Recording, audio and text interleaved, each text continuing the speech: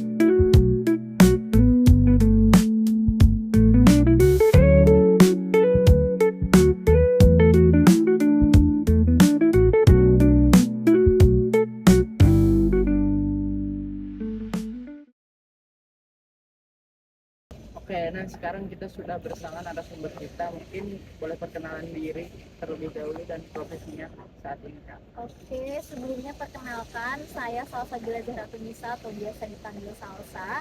Untuk profesi saya saat ini itu saya sebagai co-manager di salah satu perusahaan swasta yang ada di Indonesia. Masih daerah Jakarta berarti? Betul, Oke. masih di Jakarta. Nah, kegiatan atau aktivitas saat ini itu apa, Kak? Oke, kegiatan saat ini pastinya dari pagi sampai sore 9 to 5 itu saya di kantor. Setelah itu biasanya ada kegiatan lain, entah ngopi atau mungkin melakukan olahraga yang memang saat ini sedang hype ya di Oke. Jakarta ini. Apa gitu. tuh? Banyak, ada padel, Oke. ada tenis, gitu. Running juga. Nah, mungkin kalau boleh tahu latar belakang pendidikan kakaknya itu?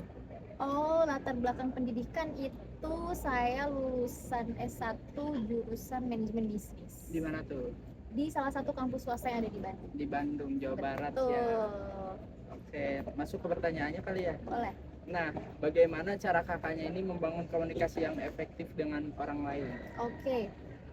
Cara saya membangun komunikasi yang efektif itu pastinya saya harus bisa memastikan bahwa informasi yang saya sampaikan itu sesuai kepada pendengar, dan juga pastinya saya membutuhkan feedback yang baik juga dari sisi pendengar itu seperti apa agar tidak terjadi miskomunikasi atau mispersepsi.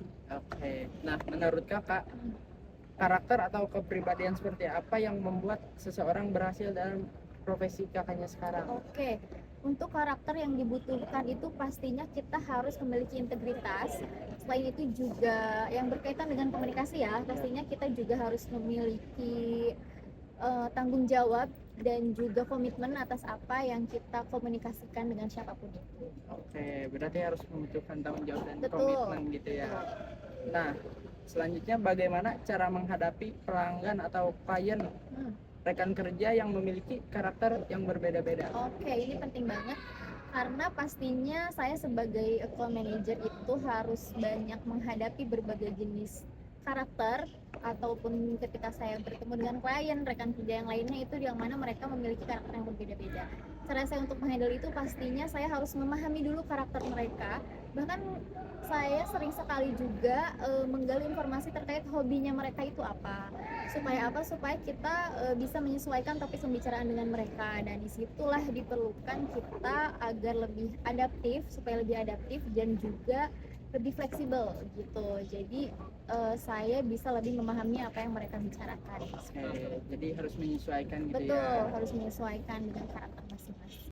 Nah, pertanyaan selanjutnya, pernahkah terjadi kesalahpahaman komunikasi? Bagaimana cara kakak ini menyelesaikannya? Oke, cara menyelesaikan kesalahpahaman komunikasi yang pasti saya membutuhkan informasi dari kedua sisi, entah itu saya sebagai pembicara ataupun dari sisi pendengar. Itu POV-nya seperti apa yang saya sampaikan, dan juga saya membutuhkan informasi apa sih yang pendengar terima dari apa yang saya bicarakan. Nah, ketika di situ terjadi kesalahpahaman, sebisa mungkin saya akan menyampaikan kembali informasi yang tadi sempat saya sampaikan, mungkin dengan cara yang lebih mudah dipahami, agar gimana caranya supaya informasi tersebut sesuai. Oke, jadi membutuhkan make sure Betul, juga ya gitu. jadi dari sisi saya ataupun pendengar, kita harus make sure ulang apa yang tadi sempat disampaikan. Oke. Nah, pertanyaan selanjutnya, bagaimana cara kakak mengendalikan emosi ketika menghadapi tekanan pekerjaan? Oke, terkait dengan hal tersebut, pastinya saya pribadi lebih fokus terhadap solusi, dan juga mungkin fokus terhadap satu kerjaan yang memang harus saya prioritaskan terlebih dahulu, sehingga saya jarang sekali untuk mengedepankan emosi dalam suatu pekerjaan. Oke.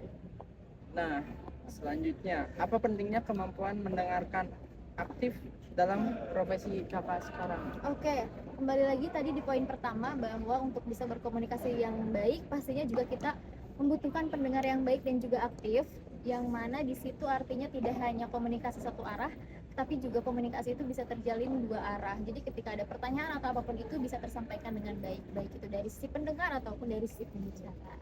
Oke. Nah, pertanyaan selanjutnya, bagaimana cara kakak membangun kepercayaan dengan orang lain? Oke, cara saya membangun kepercayaan terutama melalui komunikasi ya, Iya. gitu. Pastinya yang pertama tadi sempat saya sampaikan juga terkait dengan komitmen, which is itu apa yang kita ucapkan itu bisa sesuai dengan apa yang diterima oleh lawan komunikasi kita, seperti itu. Dan juga pastinya untuk berkomunikasi itu kita memerlukan empati dan juga harus bisa menghargai. Oke. Itu nanti kepercayaan itu akan terbangun dengan sendiri. Nah, selanjutnya, apakah komunikasi nonverbal seperti ekspresi wajah atau lainnya itu mempengaruhi nggak ke pekerjaan kakaknya ini? Oke, komunikasi nonverbal itu sangat mempengaruhi, apalagi ketika kita berkomunikasi secara langsung, itu yang mana kita sebisa mungkin ekspresi wajah ataupun dari bahasa tubuh kita itu sebisa mungkin kita tetap ramah, dan juga saya selalu menyarankan untuk bisa berbicara menggunakan smiling voice ketika bertemu dengan klien atau berkomunikasi dengan siapapun, karena ketika kita menggunakan smiling voice itu akan terdengar lebih ramah dan juga lebih sopan. Oke. Nah, selanjutnya, bagaimana perkembangan media digital ataupun AI itu mempengaruhi cara kakak berkomunikasi dalam pekerjaan? Oke, menurut saya media digital saat ini termasuk AI itu sangat banyak sekali mempengaruhi cara kita berkomunikasi, tapi memang pastinya pengaruh itu ada dari sisi pengaruh yang positif ataupun juga pengaruh yang negatif. Jadi sebisa mungkin kita bisa menggunakan media digital dan juga AI itu seperlunya saja, karena memang untuk AI sendiri itu banyak sekali membantu di pekerjaan ataupun di perkuliahan ya, pastinya sering nanya-nanya AI juga gitu. Jadi untuk beberapa hal seperti untuk mencari informasi atau penyelesaian dokumen dan lain sebagainya itu sangat membantu, tapi jangan sampai kita terlalu bergantung terhadap AI atau media digital yang ada saat ini, dan juga sampai mempengaruhi pemikiran kita sendiri. Oke, jadi gunakan sebaik mungkin. Gunakan sebaik gitu mungkin, ya. betul. Nah, pertanyaan terakhir, apa saran kakak bagi mahasiswa agar memiliki kemampuan komunikasi yang baik ketika memasuki dunia kerja? Oke, untuk mahasiswa agar bisa memiliki komunikasi yang baik itu sangat bisa dilatih dari sekarang, bahkan mungkin memang ini waktunya, karena kan di kampus itu pastinya ada organisasi, ada juga kerja kelompok, ada presentasi.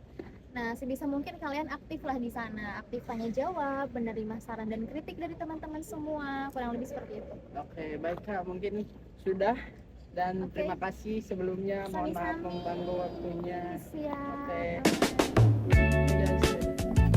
Nah, pada akhir video kali ini kita dapat analisis atau merangkum hasil wawancara tadi oleh narasumber Kasasa.